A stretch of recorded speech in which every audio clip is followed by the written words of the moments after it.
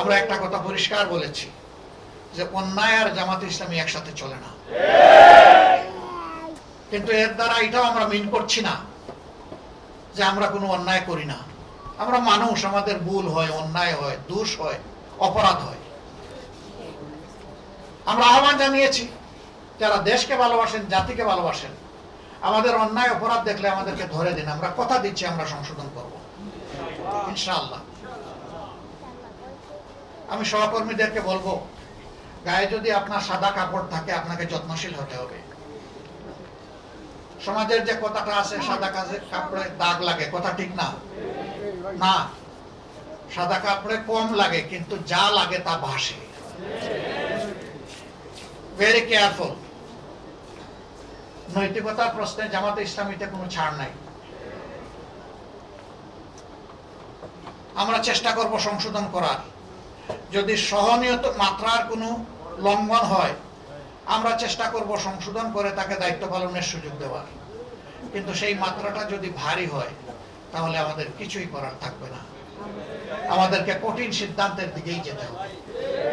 এই সিদ্ধান্তের দিকে যাওয়ার মানে হচ্ছে আমি সহ আমাদের সবাইকে সতর্ক করে দেওয়া, সাবধান,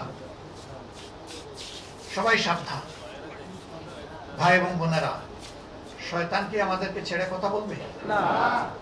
মানবতার সূচনা থেকেই শয়তান মানুষের ক্ষতি করার জন্য লেগেই আছে। আর যারা মুমিন মুসলমান তাদের সাথে আরো শক্তভাবে লাগে, কারণ এর বাইরে যারা আছে, যারা আল্লাহকে মানে না, আল্লাহর আইন মানতে চায় না, তাদের জন্য তো সরকারের এই শয়তানের বেশি কিছু করা লাগে না। লাগে তো যারা মানতে চায় তাদের জন্য। সুতরাং যুদ্ধটা তো শয়তানের আপনাদের সাথে, আমাদের সাথে।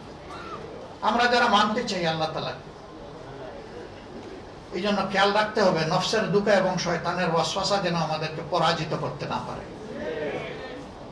শাহুল আলম খান মিলন সাহেব বলেছেন, দুই একটা বিচ্ছিন্ন ঘটনা দেখে কেউ হতাশ হবেন না। এই ঘটনা হযরতে আদম আলাইহিস সালামের দুই সন্তান থেকে প্রথমে শুরু হয়েছে। তিনি আমাদের আদি পিতা, তারা দুইজন আমাদের ভাই।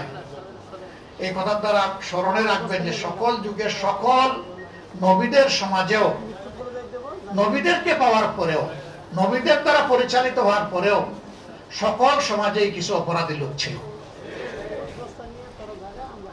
অপরাধী লোক ছিল বলেই আল্লাহ তাআলার সামাজিক বিধান যুগে যুগে নবী পয়গম্বরদের কাছে এসেছে। আমরা চেষ্টা করি, নিজেদের সংশোধনের চেষ্টা করি, ভালো হওয়ার চেষ্টা করি, কিন্তু এরপরে দুই একটা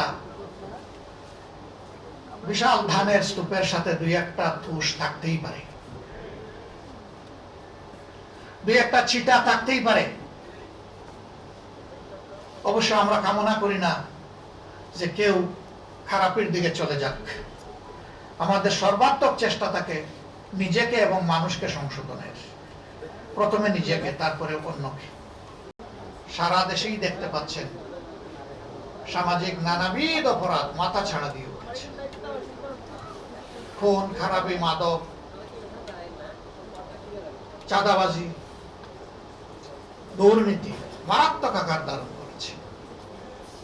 এমনকি সরকারি দলের একজন সংসদ সদস্য দাঁড়িয়ে বলছেন সংসদের ভিতরে যে মাদকের সবচেয়ে বড় চালান আসে স্বরাষ্ট্র মন্ত্রীর বাড়ির এলাকা দিয়ে। উনি সকল বিষয়ে এক্সপার্ট, উনার মন্ত্রণালয়ের উপরে উনি এক্সপার্ট নন। আপনি সব বিষয় রাখেন, যার যার মন্ত্রণালয়ের দায়িত্ব তাদেরকে পালন করার সুযোগ দিন। মাননীয় প্রধানমন্ত্রীর দায়িত্ব আপনার পালন করার দরকার নেই, দায়িত্ব পালন করতে দিন।